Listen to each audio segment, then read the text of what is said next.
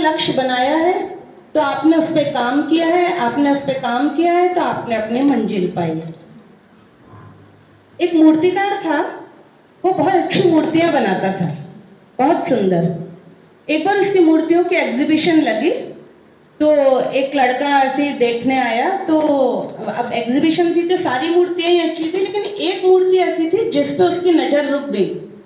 वो देखने लगा कि वो उस मूर्ति के सर पे घुंघराले लंबे लंबे बाल थे जो कि उसके माथे पे लटक रहे थे, लेकिन सिर के पीछे के हिस्से पे बिल्कुल बाल नहीं थे, तो उसका सिर गंजा था।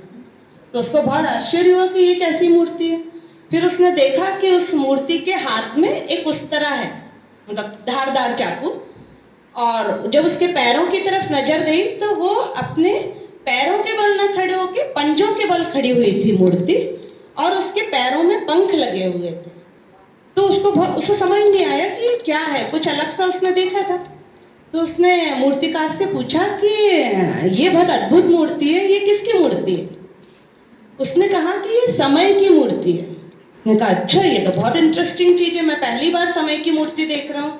तो उसने कहा मैं आपसे कुछ सवाल पूछूं? मैंने कहा हाँ बिल्कुल पूछिए। उसने कहा कि इसके माथे पे ये जो बाल है इसका क्या मतलब है? उसने कहा कि इसके माथे पे जो लंबे लंबे बाल लटक रहे हैं ये हमारे जीवन में वर्तमान का प्रतीक है। अगर हम इसी समय अपने हाथों से इसी समय को पकड़ लेंगे और इसके साथ चलेंगे तो हम क्या है, समय के साथ चलेंगे, और समय के साथ चलेंगे तो क्या है, हमारा सारा काम टाइम पे होगा। उसने कहा वाह, ये तो बहुत अच्छी बात है।